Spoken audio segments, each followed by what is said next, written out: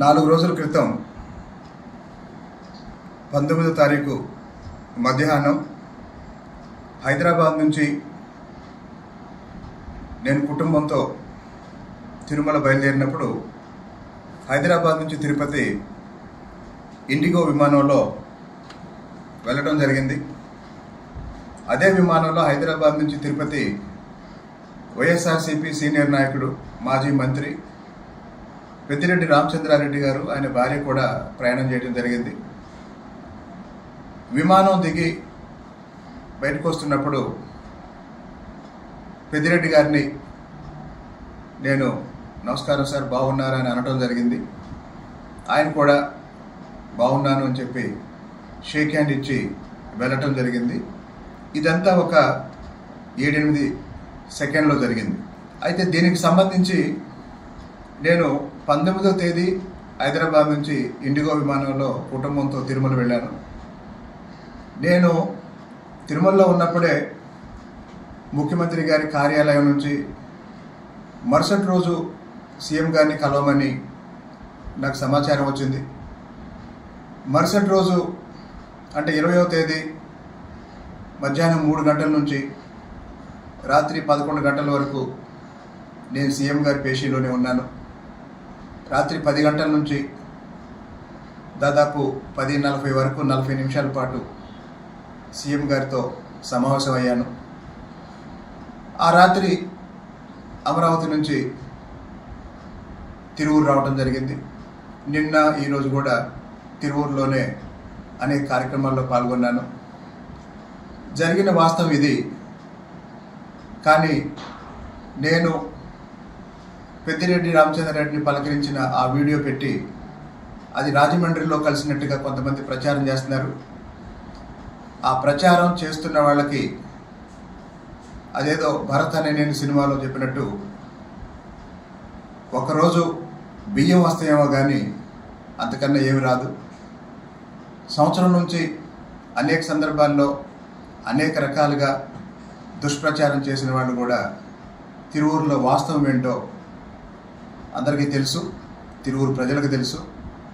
కాబట్టి కేవలం ఆ వీడియో ద్వారా ఎవరన్నా కన్ఫ్యూజ్ చేయాలని ప్రయత్నం చేస్తుంటే దాన్ని స్పష్టం చేయడం కోసమే ఈ విషయం చెప్తున్నాను. నేను హైదరాబాద్ నుంచి తిరుపతి వెళ్ళే విమానంలో నాతో పాటు నా కుటుంబంతో పాటు కలిసి ప్రయాణం చేసిన పెద్దిరెడ్డి రామచంద్రారెడ్డి గారిని పలకరించడం జరిగింది. అంతకు మించి ఏం లేదు. కానీ దుర్మార్గం ఏంటంటే 2 రోజుల క్రితం ఒక సమావేశంలో బొత్స సత్యనారాయణ గారు, అయ్యన్న పాత్రుడు గారు వాటేసుకున్న నవ్వుతూ మాట్లాడుకున్న వీడియోలు బయటకు వచ్చాయి. కానీ దాని గురించి ఎవరు ఇట్లాంటి కామెంట్స్ చేయట్లేదు. అంటే ఇష్టం వచ్చిన విధంగా వాస్తవాన్ని వక్రీకరించే వాళ్ళకి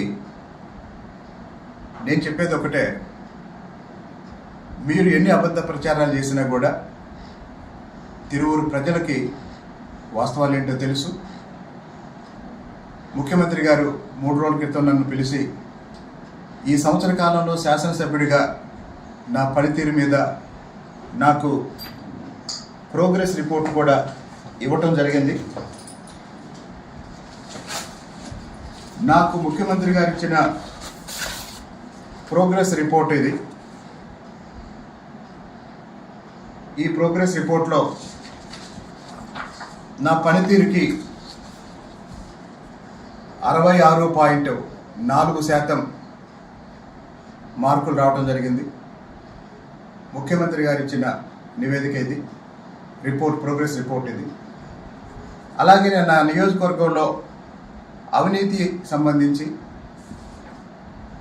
5.5% ఆరోపణలు ఉన్నట్టు ఇది గౌరవ ముఖ్యమంత్రి గారు 40 నిమిషాలు నాతో అనేక విషయాలు మాట్లాడిన తర్వాత నాకు ఇచ్చిన రిపోర్ట్ ఇది, నా ప్రోగ్రెస్ రిపోర్ట్ ఇది.